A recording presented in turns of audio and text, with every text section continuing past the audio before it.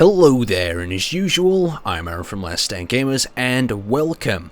So the developers have released a very interesting patch today. I know I always say this, but this one's come with a lot of features. So I'm just going to briefly have a look at them, and then we're going to go into them all individually. So we've got some glass blocks, you can see, and we have this mass block. We also have some new cockpits, but first we're going to have a look at the artificial mass block. So I don't know if you remember to a few weeks back, or if you remember the old gravity trick, where you put little rocks on top of a landing gear and you use it to keep you tethered to the ground, and you can use it for vehicles and stuff. Well, that is no more. We have this artificial gravity block. This can be turned on and off, and basically when it's turned on, it'll allow you to abuse the forces of gravity or anything that's attached to it. They have an individual mass, so what I'll do is I'll just place one down here, a large one. They have an individual mass, so you can actually see, maybe sometime in the future you'll be allowed to adjust this. You can actually see the required input as well and the current output. And you've got all the features there of it. But it's quite an interesting block, because let's activate this. We can get our car started, and it's a much more simpler way than actually using something like that.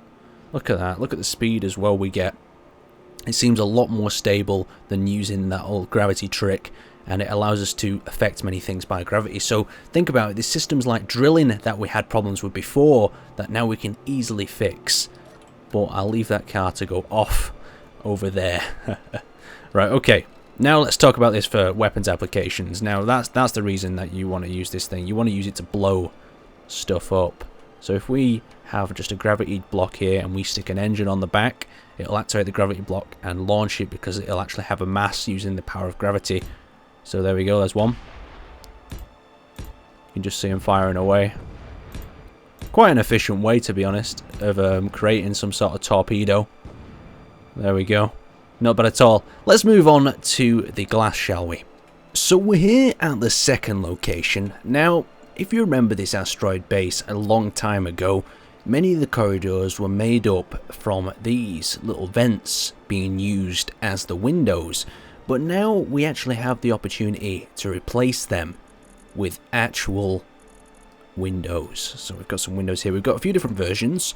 The first version you'll see is flat, and then they've got the inverted flat, and then basically the arrow here means inverted. So if it's not working one way, try the inverted option. So we've got some different options. We've got ones with edges, and then we've also got ones without edges. And one side is clear, and one side has like a matte sort of finish on them. So we'll use these ones, and we'll have that one as well. So you can create some quite interesting patterns. So first of all, I think we'll just remove this section of windowing, like so.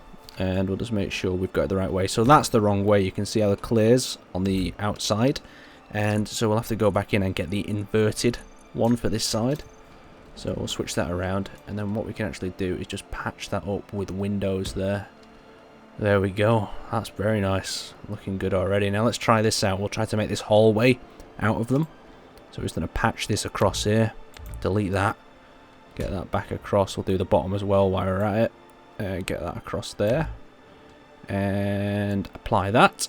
There we go. There's some windows. Oh, that does look pretty nice with the top and bottom windows in the middle bit vented. But let's get that one. So I think we might need an inverted one of these for this part. I could be wrong though, so just check that around. Okay, so that's just a flat. I realised it's not actually an angled piece. So we could have it flat, but we like something a little bit different here. So we're going to go with an angled slope, so we'll pick that slope there. And nah, too steep. We need a thinner one, so this one's pretty good. And there we go. So we just put that across like that. Then we'll just rotate that around. And there we go. Now that looks pretty awesome. Just imagine like a bridge of a ship, like with one of these in. Imagine when we finish that. It does look 100 times better though than the vent line, which you'll have to give me your opinion anyway. But let's move on.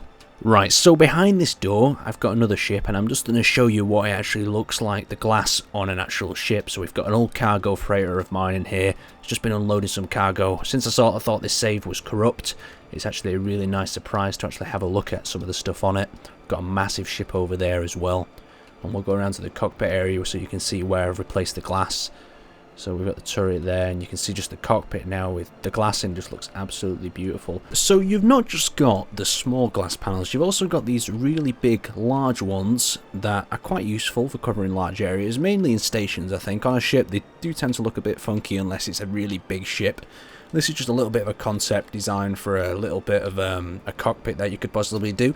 They are bullet resistant, but they aren't so effective against explosives, so that's something you want to be careful when you're coming up against things that are a little bit more heavily armoured, and there would be no point in making a ship just out of glass. That would be quite dangerous. But here is some of the new cockpits. So we've actually mounted a small ship cockpit now on a large ship. That's pretty useful, pretty interesting. We've got the standard cockpit from before, and we have this cockpit that gives added visibility to the user. So I'm just going to show you. I'll get in my glass bit here. You can just see, we can see loads of stuff. Well, thanks to the glass as well. But we can see all around us, and we can actually pilot this in first person. And I know a lot of people wanted to pilot their ships in first person, so now you can do that, and you can look extremely beautiful while doing it. So yeah, we just got a little cockpit there. I mean, if you extended this out and did a bit more work on it, you could have a really nice looking ship, especially with the glass combined. So the final thing that was in the patch is the asteroids have been reduced in velocity. So basically they don't do as much damage as they did before, as well as they don't cause as much frame rate lag. And that is a great benefit, because if you did have them on survival before, they were extremely problematic. They cause a lot of frame rate lag and so on. But thanks for watching, guys, and I'll see you next time.